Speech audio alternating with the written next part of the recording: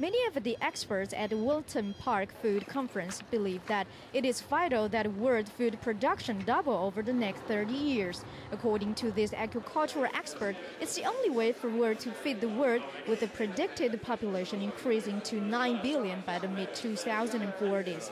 But at the time when climate change and environment is high on the global agenda, it may seem at odds with production increase.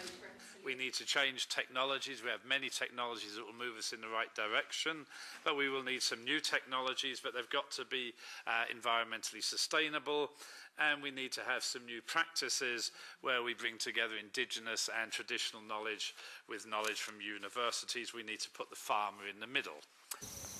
Africa has been identified as an area likely to suffer from increases in temperature due to climate change. Some estimate that 75% of Africa's future population will go hungry. Climate change and trade, there's a little bit more to it. A lot of the hunger in the world is not necessarily no food.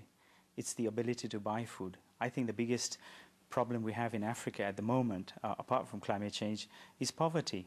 How do we ensure that people have the money and the ability to buy food? It's not the accessibility of food per se.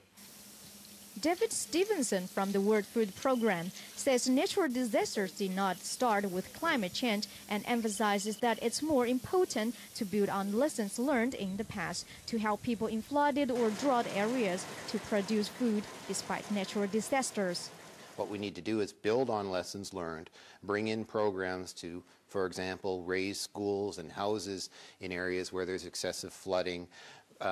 Areas where there are drought, we can bring in programs of land terracing, soil conservation, conservation farming, so people can produce food even with a lack of rainfall, and other programs that are really practical and actually make a difference in people's lives in the most remote corners of the world.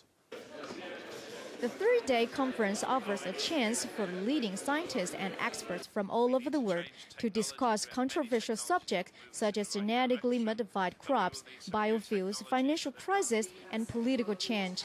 Many of these delegates believe places in the world which are high in rainfall will get wetter, where dry areas will get hotter.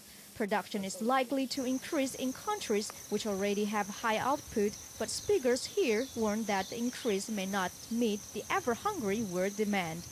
TITV Weekly.